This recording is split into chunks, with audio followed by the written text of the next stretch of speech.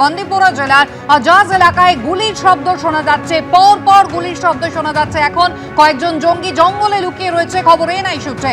জঙ্গল ঘিরে অভিযান চালাচ্ছে ভারতীয় সেনা। একটানা কিন্তু চিরুনি তল্লাশি চলছে, কমিং অপারেশন চালাচ্ছে ভারতীয় সেনা। এবং সেখানে এখনো অনুমান তাদের যে বান্দিপোরা জেলার আজাজ এলাকায় একটানা গুলির শব্দ শোনা যাচ্ছে, কয়েকজন জঙ্গি তারা জঙ্গলে লুকিয়ে রয়েছে, এমনটাই এনআই সূত্রে খবর। গভর্নমেন্টটা হচ্ছে ন্যাশনাল কনফারেন্স লেড গভর্নমেন্ট এবং সেখানে এখন রাষ্ট্রপতি সেখানে হচ্ছে আমাদের ইউনিয়ন টেরিটরি, সেটা এখনও পর্যন্ত আছে।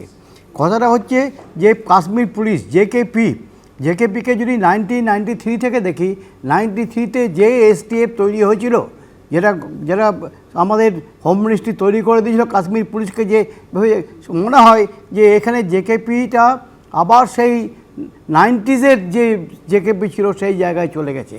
কারণ আমরা কাশ্মীর পুলিশকে কোথাও দেখতে পাচ্ছি না, যেটা দেখতে পাচ্ছি সেন্ট্রাল ফোর্স, যেখানে দেখছি সেন্ট্রাল ফোর্স আমরা দেখছি। কিন্তু কথা হচ্ছে যে কাশ্মীরে যতক্ষণ পর্যন্ত জেকেপি অর্থাৎ হোমগার্ড যেটা পুলিশ, সেটাকে যতক্ষণ সজাগ না করতে পারবেন, এরাই হচ্ছে সব থেকে বেশি peoples to peoples contracted media. একদম বারের যারা যাচ্ছে তারা কিন্তু পারসেপশন ম্যানেজমেন্ট করছে, তারা করে, কিন্তু একমাত্র হচ্ছে যতক্ষণ পর্যন্ত জেকেপিকে ঠিক নিজের জায়গায় নিয়ে আসতে না পারবে ততক্ষণ পর্যন্ত এই সিকিউরিটি, টোটাল সিকিউরিটিটা বলবৎ করা সম্ভব হবে না। এখন যেটা দেখা যাচ্ছে যে কাশ্মীরে যে ঘটনাগুলো ঘটছে এখন, সেগুলো হচ্ছে যে স্টেট স্পন্সর টেরোরিজম আমরা জানি, এবং এটা হবেই, এটা চলতে থাকবে, পাকিস্তান ছাড়বে না। পাকিস্তানের এটা বা ইন্টার সার্ভিস ইন্টেলিজেন্স, বারবার আমি বলেছি যে ইন্টার সার্ভিসের এজেন্ডা এটা, যে কাশ্মীরকে অশান্ত রাখা, কোনো মতেই কাশ্মীরকে শান্তি করতে দেবে না।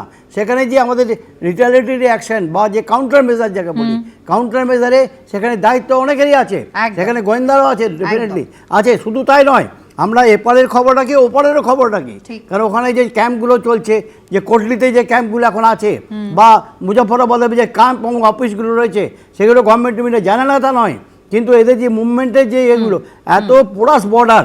আপনি এখনই বান্দিপোরার কথা বললেন, বান্দিপোরা বা আপনি আজমুকামের পরেই, আজমুকাম হচ্ছে লাস্ট আমাদের আজমুকামের পরেই যে জায়গাগুলো, সেগুলো প্রিয়কেতে চলে যাচ্ছে।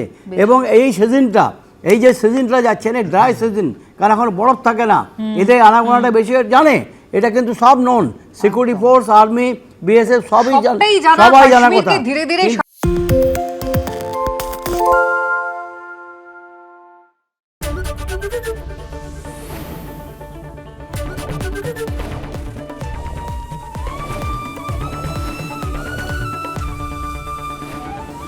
এবিপি আনন্দ এগিয়ে থাকে, এগিয়ে রাখে।